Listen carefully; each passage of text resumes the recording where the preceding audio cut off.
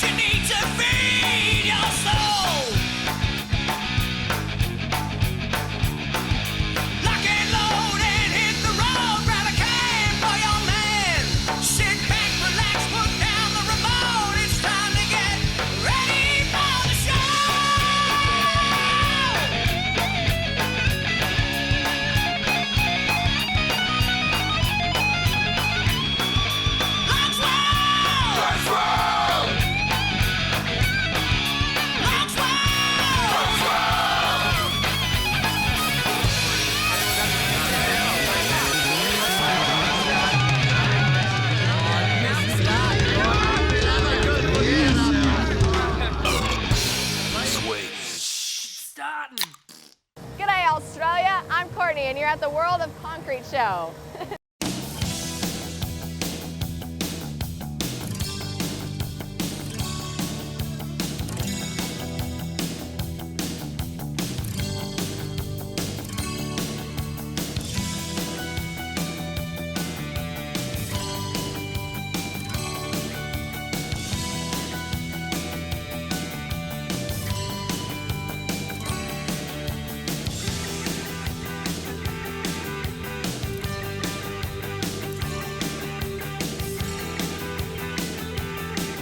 Right now, let's check in with a bunch of Aussies that have come all this way to pitch their bit of gear, the Master Screed. Good day, Robert Pasquale. I'm from Murderford, Australia. We've developed automated laser screed operated by wireless remote control. So it's too hard to get down and bend your back and screed concrete manually like we used to do years ago. So now you've got more energy for your wife and your girlfriend when you get home. So that's the whole idea. We've been going with this product about 5 or 6 years now. So yeah, it's starting to pay off. Hard work in the beginning. Anyone who's laying concrete really needs one of these. You know, it's a good bit of kit, makes it easy, completely automated. It's one function and just drive it. And the results are fantastic. We've got the drive-in unit behind us, and that's constructed from aluminium and carbon fibre. It's got really high-spec, high-tech operating system. So we're getting 30 corrections per second. So it can be used on steel rebar, mesh, fibre concrete, hot water pipes. And then we've got our innovation here, the 14-foot screed head, which attaches to a telescopic handler. A telescopic handler is like a forklift that reaches out with a boom on it. So, which is pretty popular on building sites, a universal machine. We manufacture the machines in Belgium. So, which is good. Got a great bunch of people there, great factory, and the quality is awesome. Yeah, so good beer, good chocolates. And waffles. And waffles, and French fries. And just when you thought your job was safe in the building industry from robots, along comes the mule, taking out the back-breaking work of laying Besser bricks. Anyway, right now we're going to a commercial break, but stay with us because we got heaps of action coming up, including more action from the CQ B&B, plus we go back to Goulburn to race the car, and then we're going to show you the reason why we came to Las Vegas. We go to the World Bricklaying Championships, and this year was the first year that Australia sent a team. And to make it even cooler, it was a husband and wife team, the Cannons, where Cherie, the wife, was the bricklayer and her husband Greg was the labourer. And they took on 7-foot Mexicans, and we're here to prove that Australian women are tougher than American men. See you after this. Welcome back to Blokesworld. Right now, let's head down to Goulburn for the racing of the 24 Hours of Lemons.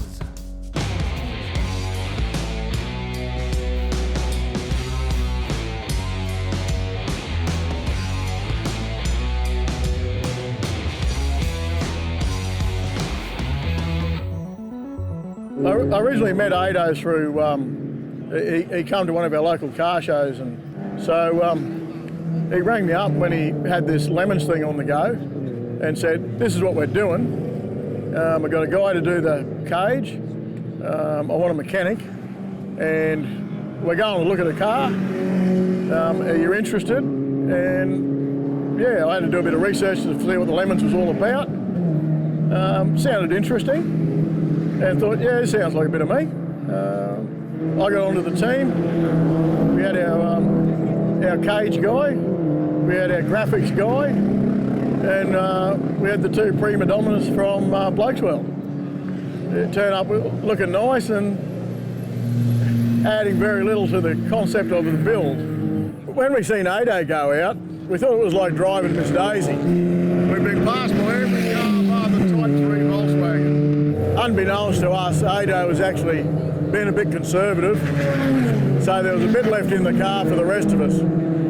Since it's been a pretty big build, he didn't want to take all the fun out of it and let none of us have any fun, so we appreciate that. None of us had been on the track before, so we needed a few laps just to come up with what the track looked like, felt like.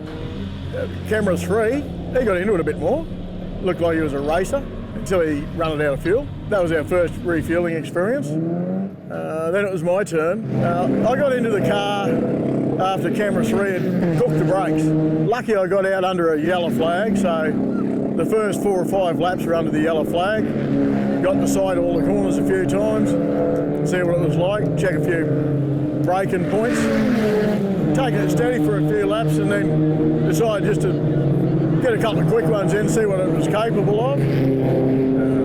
Got to a 128, so I was pretty happy with that. Backed it out to 132 so we could save a bit of car for someone else. Then we had Brownie on the scene, and being the true competitive sportsman that he is, he went out and started doing 126s. So, even though the car's running a little rougher than we'd like, it's got a bit in it, so it's a good, fun car. We can get it to the end of the weekend, it'll be awesome.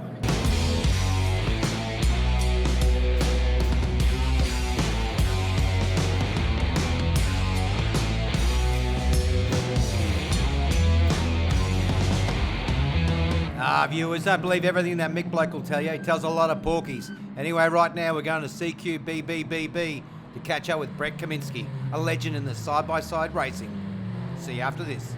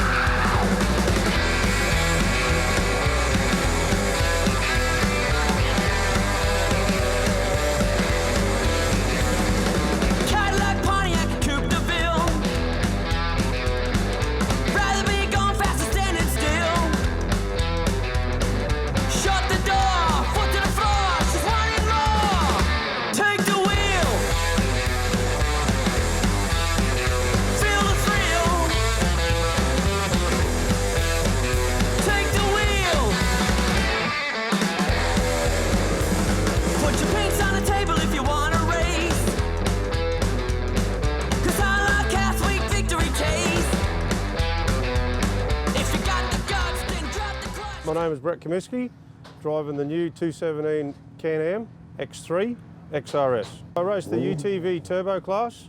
We race the side-by-side Australian Championships with the car. We do short course, a bit of the long course as well, and then we do some desert racing as well with another car.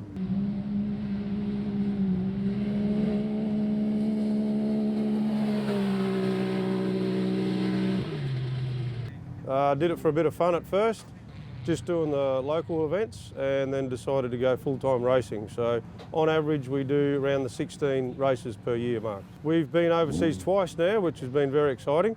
Raced the UTV Worlds in Laughlin, Nevada, in the US. We didn't do too well. We got landed on the 10-lap race. We did well in the short course race though. We ended up finishing 6th. So that was a big jump for me. And only 3 weeks ago, we went and did the Vegas to Reno, which is a 536 kilometre race.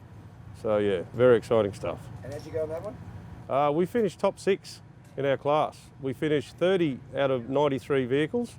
With these, the biggest things with the UTVs is when they're doing the jumps is landing under acceleration. You just cannot do that with braking axles. So accelerating up the ramp face is definitely the go with these things, and then backing off the throttle, doing your landing. Corners, depends on if they're flat or berm. Yeah, just changing your lines, corner speed, all that sort of stuff. The first time in 3 years ago when I first started, we would only race with like 3 or 4 cars. This year was a good indication. At Fink, there was 60 UTVs. The first time I went there in 2015, there was 16 of us. So the sport is massive. It's going really well. It's good entry level, and it's also good for the experienced drivers as well to get more seat time. Ah, what a legend he is. And here's another legend, Mr. Pritchard, taking us out to our commercial break. We'll see you after this.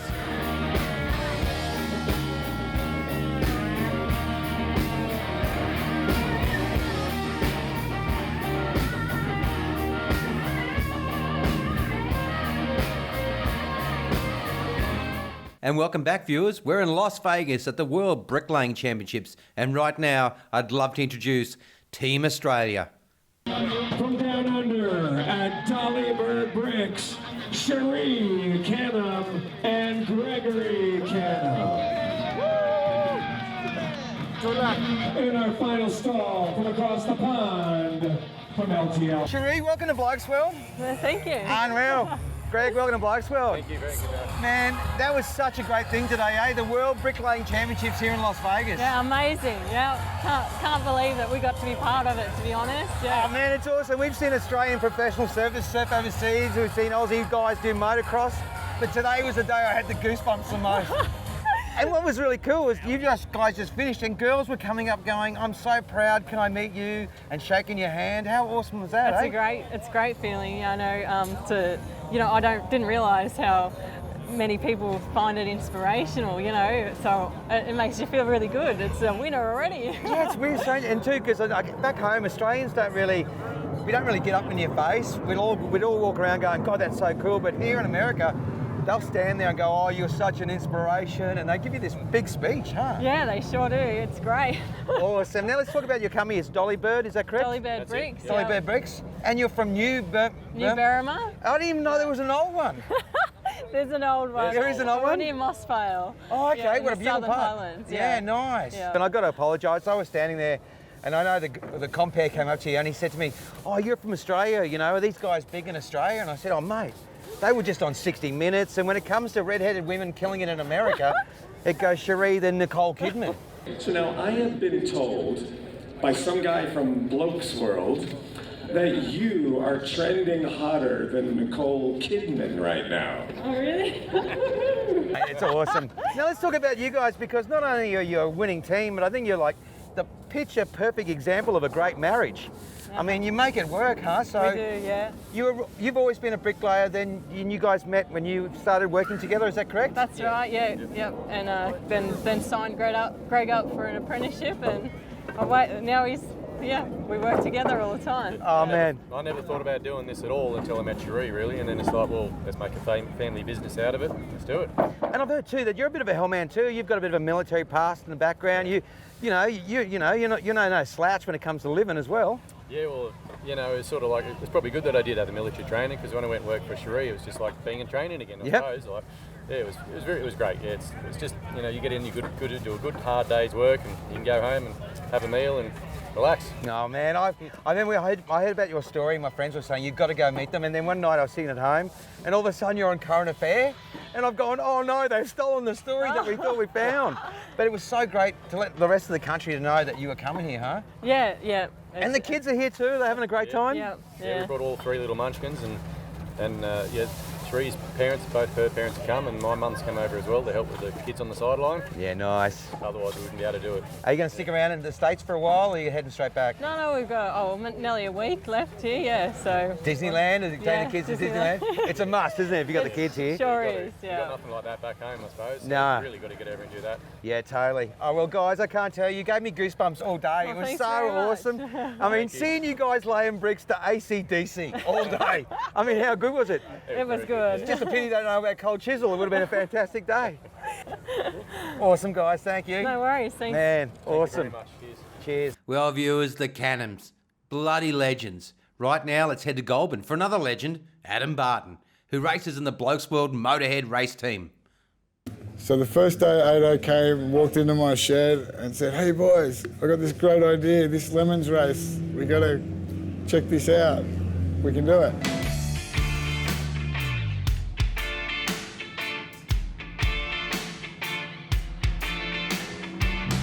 Two days later, we'd ordered tube. We organised the first night at my place to start doing the cage. Ado rocks up with spray paint, ready to paint the cage that night. We got it in the shed, scratched our heads and thought, where do we start? Basically gutted the car, a lot of cutting and bending and getting the tube to fit the way we needed. It wasn't quite the perfect car to be slotting a badass roll cage into, but we got there. Most people see that it's got a snorkel on the car. It did work in the desert for some reason. It had to stay, and it's ended up being a ram air intake, cabin fresh air conditioned. So the late nights in the shed building this roll cage, I like to listen to Motorhead a lot, and we got some ideas pop up with the whole Motorhead deal and making the car tribute to Lemmy. There's a lot of fast guys out there who can make a pretty ordinary car seem like a NASCAR out there. I soon learned that. Had a great time. Learned a lot about how the flat track stuff works. Yeah, look forward to get back next year.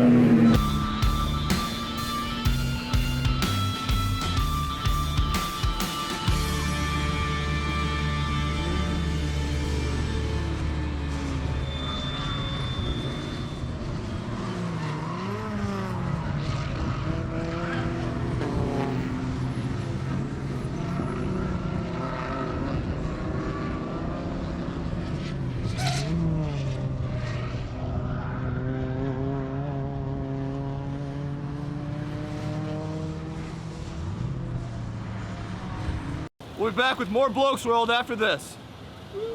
All right. And welcome back to Blokesworld, and welcome back to the world of concrete. We're in Las Vegas, Nevada, walking around checking out a whole bunch of stuff that we have no idea what it does. Anyway, let's all give ourselves a break. I'm going to break the rules now. We're going to have a bit of a flashback from our previous series just because we need some dirt bikes. If you missed it, here's 54 hours in Belgium when we go to the Andler Hill Climb. See you in a minute. Well, we finally made it. We're in Andler. That's right, we're in Belgium. What was voted the toughest hill climb in the European hill climbing series, and hence that's why we came to Belgium for the weekend. And we all decided to come here because this is the only hill climb in the world where they light it up and they go all night. As well as that, we've got a stage over there with the Metallica tribute band are playing tomorrow night. It's like Summer Nats of dirt bikes with a massive hill. Awesome.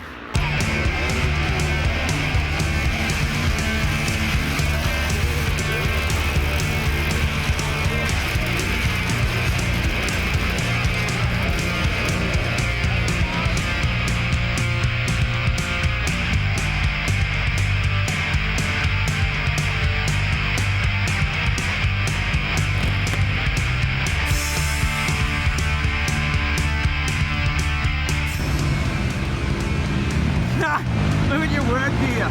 You got your rock helmet, camera, you got your vest. Where's your gear on? Oh, you got your rock climbing gear. Oh yeah, got my harness, yeah. I haven't been this tactical since the 90s.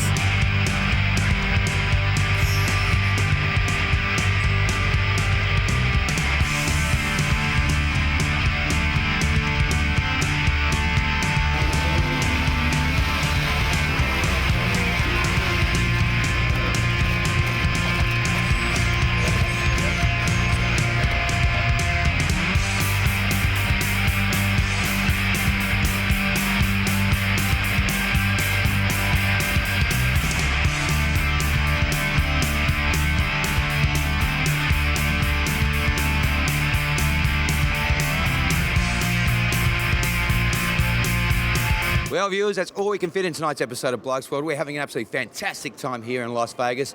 We've been at the World of Concrete all day, an absolutely fantastic show. But next week, we're back here at the Venetian for the SHOT Show with our old China plates, the boys from Spiker. Shane, how you doing? Good, mate. How are you? Dino, how you doing, champion? Good. Mate, representing Australia here in your little 3x3. You guys are getting a lot of business, a lot of people dropping by, eh? Yeah, 100%, mate. It's been really surprising, actually, how many people know Spiker out here. So it's been really nice. It's good to get our name and our face out there. Yeah, mate. And they love us, don't they? They love us Aussies. So not only do they want to come and check your gear out, they just want to hear us talk. Yeah, correct. I love the accent, that's for They sure. do. Yeah. Well, mate, do yourself a favour. Make sure you watch it next week because we're going to be right here at the Venetian for the SHOT Show. Till then, be nice to one another and we'll see you next week.